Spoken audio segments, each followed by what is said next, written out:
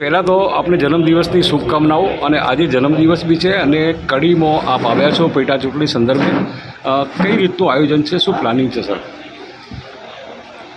આ વખતની ચૂંટણીમાં સમગ્ર કોંગ્રેસ પાર્ટી પહેલીવાર મને એમ લાગ્યું છે કે કોંગ્રેસનો એક એક કાર્યકર કડીની અંદર પોતાની યથાશક્તિ પ્રમાણે પોતાના સમય પ્રમાણે દાન આપી રહ્યું છે અને કોંગ્રેસ પક્ષના ઉમેદવાર રમેશભાઈ ચાવડાને જીતાડવા માટે તમામ પ્રયત્નો કરી રહ્યા છે.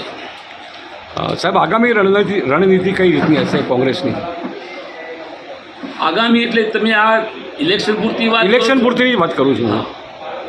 આગામી રણનીતિમાં ગમે તેવા સંજોગોમાં અમારે બંને સીટો જીતવાના પ્લાનિંગ છે પેટા ચૂંટણીના, પણ અમે કડીની સીટ તો જીતવાના છીએ, એમાં કોઈ શંકાને સ્થાન લાગતું નથી. કારણ કે અહીંયા જે પ્રકારે પબ્લિક છે, ઓબીસી, એસસી, માઇનોરિટી એ ખૂબ જ મોટા પ્રમાણમાં છે અને આ સીટો ઉપર આ તમામ લોકોનું સારું વર્ચસ્વ છે. વર્ષોથી બળદેવજી ઠાકોર જેવા પણ ચૂંટાયા છે, રમેશ ચાવડા પણ પહેલાં ચૂંટાયેલા છે અને ફરીથી રમેશ ચાવડા એક સજ્જન વ્યક્તિ છે, સારો માણસ છે, જેને લોકો વચ્ચે આવીને કામગીરી કરેલી છે.